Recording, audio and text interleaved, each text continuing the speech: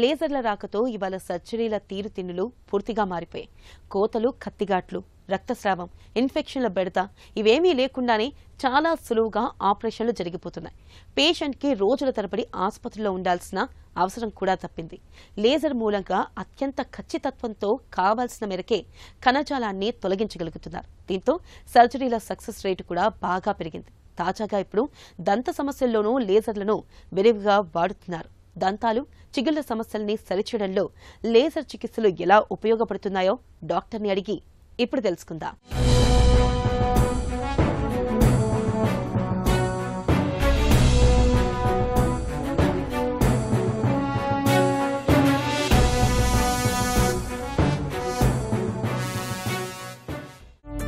Dental lasers అంటే ఏంటి?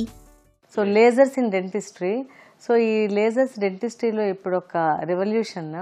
ఈ లేజర్స్ అనేవి ప్రతి ట్రీట్మెంట్లో ఇప్పుడు చేస్తూ ఉన్నాము.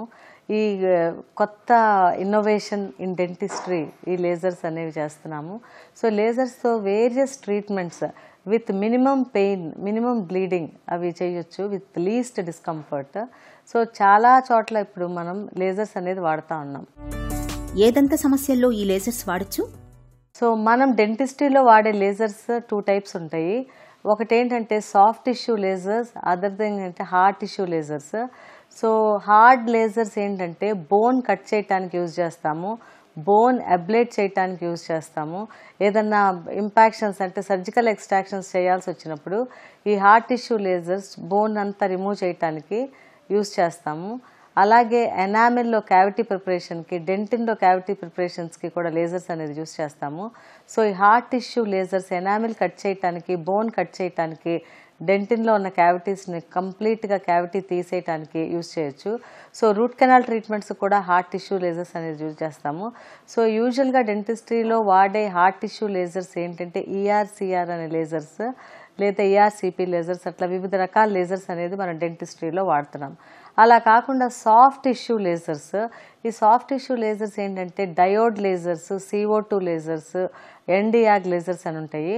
సో ఇవి డెంటిస్ట్రీలో ఎక్కడ వాడతామంటే సాఫ్ట్ టిష్యూ కట్ చేయడానికి, ఏదైనా చిన్న అల్సర్ కానీ చిన్న ట్యూమర్ ఏదైనా ఉంటే సాఫ్ట్ టిష్యూ ట్యూమర్స్ ఈ బయాప్సీ తీయటానికి లేజర్స్ యూజ్ చేస్తాము. తర్వాత గమ్స్, సోలెన్ గమ్స్ ఉంటాయి. కొన్నిసార్లు ఈ గమ్స్ అనేది ఎన్లార్జ్ అయిపోయి ఉంటాయి, ఏదన్నా మెడికేషన్ తీసుకున్నప్పుడు అట్లా ఎన్లార్జ్డ్ జింజివైటిస్ అని కూడా అంటాము. ఇట్లాంటి వాటికి లేజర్తో నీట్గా గమ్ కాంటూరింగ్ అనేది చేయొచ్చు పెయిన్లెస్గా, బ్లీడింగ్ లేకుండా. సో ఈ గమ్ సర్జరీస్, గమ్ కాంటూరింగ్, ఈ హైపర్ ప్లాస్టిక్ జింజేవాన్ని కట్ చేయడానికి ఇట్లా ఈ సాఫ్ట్ టిష్యూ సర్జరీస్ అన్నిటికీ లేజర్స్ యూజ్ చేస్తాము. తర్వాత పాకెట్స్ అని ఉంటాయి. ఆ పాకెట్ అంటే ఏంటంటే టూత్ రూట్కి ఆ గమ్కి మధ్యలో ఉండే స్పేస్ని పాకెట్ అంటాము. సో అది జింజేవల్ పాకెట్ అన్నా అవ్వచ్చు, అది ఎముక అరిగిపోయి పాకెట్ ఫామ్ అయితే పెరిడాంటల్ పాకెట్ అని కూడా అంటాము.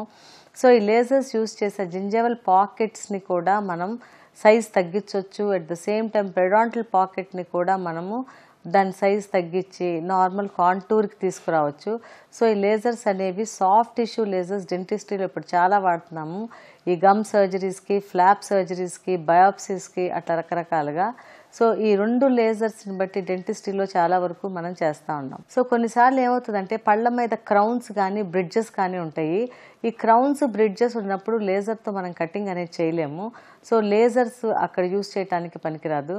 At the same time small cavities అయితే లేజర్స్ యూజ్ చేయొచ్చు, కానీ లార్జ్ క్యావిటీస్ ఉంటే కనుక లేజర్తో కొంచెం ప్రాబ్లం అవుతూ ఉంటుంది. తర్వాత బాగా ఇన్ఫెక్టెడ్ కెనాల్స్ ఉన్నా కూడా లేజర్తో కొంచెం ఇబ్బందిగా ఉంటుంది. ఈ టూత్ రూట్ ఫార్మేషన్ అవ్వనప్పుడు లేజర్స్ అనేది వాడటం కొంచెం ఇబ్బంది. కాబట్టి complete tooth formation, root formation కూడా అయినప్పుడే లేజర్స్ వాడితే మంచిది. అంతకన్నా ఇంకా లేజర్స్ కాంట్రా ఇండికేషన్ ఎక్కడా లేదు. లేజర్స్ సురక్షితమైనవేనా? సో ఈ లేజర్స్కి చాలా అడ్వాంటేజెస్ ఉంటాయి. ఇది ఒక లేటెస్ట్ రెవల్యూషన్ కాబట్టి దాని అడ్వాంటేజెస్ దానికి ఉంటాయి. సో ఫస్ట్ది ఏంటంటే పెయిన్లెస్ ఉంటుంది ఎనీ ప్రొసీజర్. క్యావిటీ ప్రిపరేషన్కి మనం సెన్సిటివిటీ అనేది ఉండదు. తర్వాత ఆ సౌండ్ అనేది ఉండదు, మామూలుగా మాన్యువల్గా చేసే సౌండ్ అనేది ఉండదు పేషెంట్కి. ఆ పేషెంట్ యాంగ్జైటీ అనేది కూడా చాలా వరకు ఉండదు. తర్వాత ఎప్పుడైతే మనం ఫ్లాప్ సర్జరీస్, గమ్ సర్జరీస్ చేస్తామో బ్లేడ్ వర్సెస్ లేజర్, ఈ బ్లేడ్ ఏంటంటే కంప్లీట్గా మనకి అది ఒక ఎనస్థీషియా ఇచ్చి బ్లేడ్తో కట్ చేయటము, అక్కడ బ్లీడింగ్ రావటము, తర్వాత పోస్ట్ ఆపరేటివ్ పెయిన్ ఉంటుంది, పోస్ట్ ఆపరేటివ్ స్వెల్లింగ్ ఉంటుంది. సో ఇవన్నీ లేజర్తో చేస్తే తక్కువ ఉంటాయి. సో ఎందుకంటే అక్కడ బ్లీడింగ్ అనేది ఉండదు, ఎక్కడికక్కడ టిష్యూ అంతా మనం అబ్లేట్ చేసుకుంటూ వెళ్ళిపోతుంటాం కాబట్టి. తర్వాత ఈ గమ్ పాకెట్ రిడక్షన్ వీటన్నిటికి కూడా లేజర్స్ చాలా హెల్ప్ఫుల్గా ఉంటాయి. వేరాజ్ బ్లేడ్తో అయితే కనుక మనకి అంత పాకెట్ రిడక్షన్ యాక్యురసీ తక్కువ ఉంటుంది. అట్లా లేజర్స్కి చాలా అడ్వాంటేజెస్ ఉన్నాయి one compare to the manual technique. Lasers వల్ల ఏమైనా దుష్ప్రభావాలు ఉంటాయా? సో లేజర్స్ డిసడ్వాంటేజెస్ ఏంటంటే దానికి ఒక పెద్ద ఎక్విప్మెంట్ కావాలి, వెరీ ఎక్స్పెన్సివ్ ఉంటుంది. So laser equipment very expensive ఉంటుంది. తర్వాత దానికి ఒక పర్సనలైజ్ ట్రైనింగ్ ఉండాలి లేజర్స్లో. ఎవరు పడితే వాళ్ళు లేజర్స్ చేస్తే దానివల్ల సైడ్ ఎఫెక్ట్స్ ఎక్కువ వస్తూ ఉంటాయి. కాబట్టి ప్రాపర్ ట్రైనింగ్ లేజర్స్లో ఉన్నప్పుడు లేజర్స్ అనేది చేయాలి. సో దానికి ఎక్విప్మెంట్ ఎక్స్పెన్సెస్, దానికి ప్రాపర్ ట్రైనింగ్ ఎక్స్పీరియన్సెస్ ఇవన్నీ చాలా ఎక్స్పెన్సివ్ అవుతూ ఉంటాయి. కాబట్టి అదే క్యావిటీ నువ్వు మాన్యువల్గా చేస్తే కన్నా లేజర్తో చేస్తే 3 to 4 times ఎక్కువ ఉంటుంది. అది మెయిన్ డిసడ్వాంటేజ్. తర్వాత laser is more time consuming than normal manual ఇది. సో మాన్యువల్గా మనం కట్ చేస్తే క్యావిటీ ప్రిపరేషన్ చేస్తే ఫాస్ట్గా అవుతుంది compare to laser. So second thing ఏంటంటే లేజర్ అనేది మనం ఎక్కడ చేస్తామో, ఫర్ ఎగ్జాంపుల్ మనం ఏ గమ్ కట్ చేస్తామో అక్కడే ఫోకస్ అవుతూ ఉండాలి దాని రేస్ అన్ని. ఆ చుట్టుపక్కల ఎక్కడ పడితే దాని గురించి లేజర్ కొంచెం ఎఫెక్ట్ చేస్తుంది మిగతా టిష్యూస్ అన్నిటిని కూడా. తర్వాత లేజర్స్ వాడేటప్పుడు కంపల్సరీ ప్రొటెక్టివ్ ఐవేర్ అనేది పెట్టుకోవాలి patient as well as the person who is using the lasers. So ఈ ప్రొటెక్టివ్ ఐవేర్ అనేది depending upon the wave length of the lasers పెట్టుకోవాలి. సో కొంతమంది రొటీన్గా ఒకే ఒక ఐ గ్లాసెస్ వాడుతూ ఉంటారు, బట్ అది తప్పు.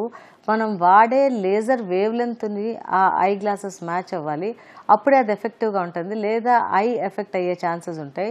సో లేజర్స్ వాడుతున్నప్పుడు ప్రొటెక్షన్ ఆఫ్ ద ఐస్ చాలా మ్యాండేటరీ. ఐస్ని మాత్రం చాలా జాగ్రత్తగా చూసుకోవాలి. అట్ ద సేమ్ టైం మనం లేజర్ స్మోక్ని మొత్తం ఈ సక్షన్ చాలా పవర్ఫుల్ సక్షన్ పెట్టుకుని దాని నుంచి వచ్చే ఫ్యూమ్స్ అన్నీ తీసుకుంటూ ఉండాలి, ఎందుకంటే అవి మళ్ళీ ట్రామా కాజ్ చేస్తూ ఉంటాయి. తర్వాత లేజర్ మనం ఏ పార్ట్ అయితే చేస్తామో అక్కడే ఫోకస్ అవ్వాలి, చుట్టుపక్కల ఎక్కడ పడుకుంటే పర్సనల్ ట్రైనింగ్ అయితే కంపల్సరీ ఉండాలి. అట్లా లేజర్స్ని చాలా జాగ్రత్తగా వాడినట్టయితే చాలా మనం డిసడ్వాంటేజెస్ని అడ్వాంటేజెస్ కింద కన్వర్ట్ చేసుకోవచ్చు. దంత వైద్యంలో లేజర్ వాడకం అనేది పేషెంట్కి బాగా అనుకూలమనే చెప్పుకోవాలి. కోతలు, కుట్లు, గాయాలు, రక్తస్రావం, ఇన్ఫెక్షన్ల బెడద లేకుండా ఇవాళ లేజర్ సాయంతో చాలా సులువుగా దంత సమస్యలను నయం చేసుకోవచ్చు.